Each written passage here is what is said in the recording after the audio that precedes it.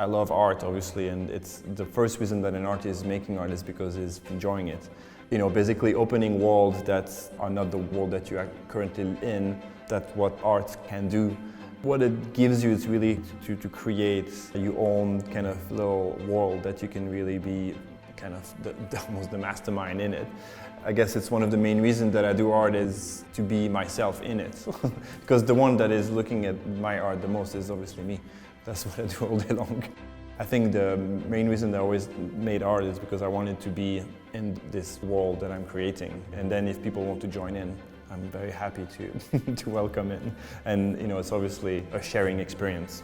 But I think every artist in the first place, they do that for themselves. Maybe like the same with kids when they create things. You know, when you kind of play with your little car and you don't do that to show to your parents or to your friends how good or bad or whatever you are. You just do that because you want, basically you're in your room and your room is your room, but if you put like 5 palm trees and you draw something on the wall, your room is a jungle. And it's for yourself that you do that. Painting and art is extremely simple. It doesn't cost anything. You just need a pencil and a piece of paper. You draw a yellow circle and this piece of paper suddenly is a sky. And that takes like, you know, no effort or no production. It's like not going to the moon, you know, like if you write, I'm gonna go to the moon, that takes like half a second and you're already going to the moon. Going to the moon actually, that's a very different process.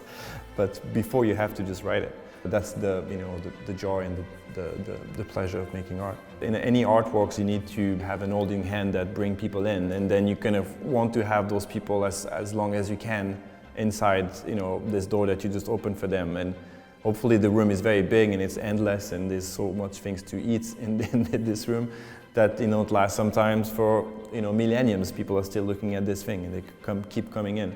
There's like little things, like little arms that I can put in, like, you know, strategies you will call, like, you know, in music, rhythm is one of them, melody is one of them. Rhythm was probably the first, tap it and, you know, very quickly you get in it. And we see the world in colors and shapes, so like when you paint, that's one of them you use a lot, like composition and stuff.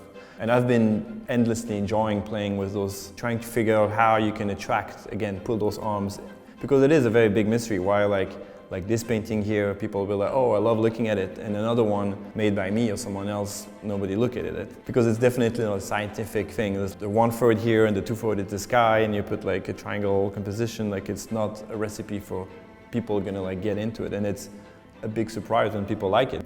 We, I guess, all have like a clear understanding of what it probably mean to be sick, and for children, I guess it's probably resonates as a universal kind of thing for everybody in a way. And having children suffering is obviously something extremely touching and almost impossible to deal with. And Diane Brown got in touch with me like, I guess, a year and a half ago now and explained what they were doing. I felt like it was a fantastic project overall, and I was just very thrilled to be asked to be part of it.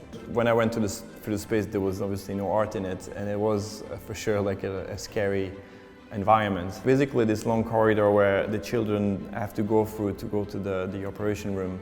It is scary. I think not the space itself, it's scary because we know what the space is. There's so much you can do, right, in a hospital because the children are still going there and it's still scary. One of the worst things that you can get if you have to go for surgery, that's mean people have to basically open your body, put you in anesthesia, so it is extremely scary for children as for adults for sure.